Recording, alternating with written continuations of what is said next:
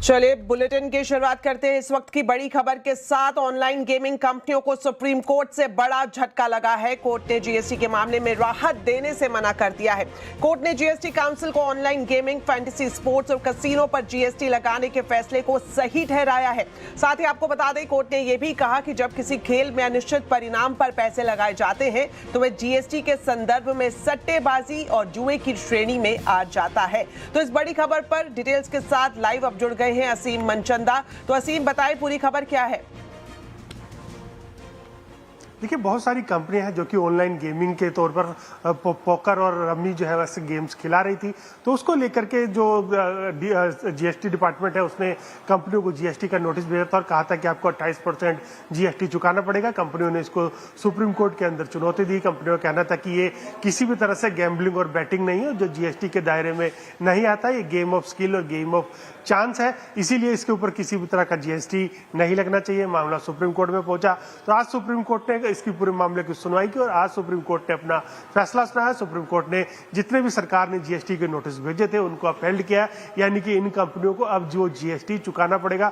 तो सरकार ने इंटरेस्ट और पेनल्टी के साथ करीबन 2,30,000 करोड़ रुपए के नोटिस इन ऑनलाइन कंपनियों को जीएसटी के नोटिस भेजे थे। तो इन कंपनियों को अगर वो चुकाने पड़ेंगे, हालांकि अभी एक प्रोसेस होगी, उस प्रोसेस को पालन करके जीएसटी के नोटिस का उनको जवाब देना पड़ेगा।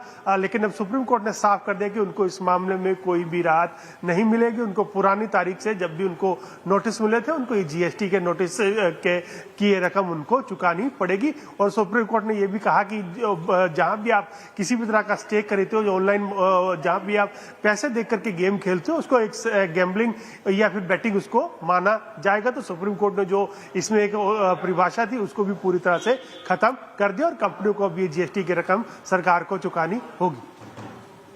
बिल्कुल, और यहाँ पर यह भी खास बात जिस तरह से जानकारी मिल रही है कि रेट्रोस्पेक्टिव एप्लीकेशन के साथ जीएसटी के नियमों को वैलिड यहाँ पर किया गया है। असीम, आप हमारे साथ बने रहें, आपके पास वापस लौटेंगे दूसरी खबर के लिए। साथ ही एक और बड़ी खबर आपको बता दें, सुप्रीम कोर्ट ने चुनाव आयोग के एसआईआर अभियान को वैध और संवैधानिक माना है। कोर्ट ने कहा कि निष्पक्ष और पारदर्शी तरीके से चुनाव कराने के लिए चुनाव आयोग को इस तरह का अभियान चलाने का पूरा अधिकार है। सुप्रीम कोर्ट ने अपने फैसले में एसआईआर को लेकर क्या कुछ कहा है, डिटेल्स ले लेते हैं। असीम हमारे साथ लाइव जुड़े हुए हैं। तो असीम, बताएं सुप्रीम कोर्ट ने एसआईआर के मुद्दे पर क्या कुछ आज कहा है? देखिए, वोटर लिस्ट की सैंक्टिटी बनाए रखने के लिए जो इलेक्शन कमीशन है उसने एसआईआर करने के निर्देश दिए थे। सभी राज्यों में कहा था कि एसआईआर हो। बिहार में भी एसआईआर किया गया था, तो इसको लेकर के सुप्रीम कोर्ट के अंदर इसको चुनौती दी गई थी। सुप्रीम कोर्ट ने पिछले साल जून में इस पूरे मामले की सुनवाई की और सुनवाई करने के बाद जनवरी में अपना फैसला सुरक्षित रख लिया था। आज सुप्रीम कोर्ट ने अपना फैसला सुनाया। सुप्रीम कोर्ट ने साफ कहा कि चुनाव आयोग के पास निष्पक्ष और पारदर्शी चुनाव आयोग को जो चुनाव करवाने की जिम्मेदारी चुनाव आयोग की है और उसके लिए जो वोटर लिस्ट है वो पूरी तरह से क्लीन होनी चाहिए, ना कि उसके में किसी तरह के फर्जी या डेड लोग हैं जिनकी या डुप्लीकेट लोग हैं जिनकी की एंट्री उसमें हो। तो चुनाव आयोग की जिम्मेदारी बनती है कि वो उस तरह की एक्सरसाइज करवा सकता है और इसमें किसी भी तरह की कोई चुनाव आयोग की तरफ से कोई भी मनमानी नहीं की गई थी।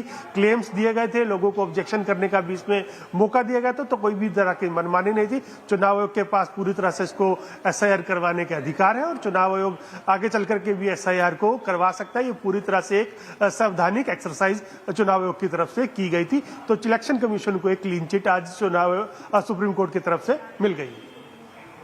जी, बहुत बहुत शुक्रिया असीम इन दोनों खबरों पर जानकारी देने के लिए।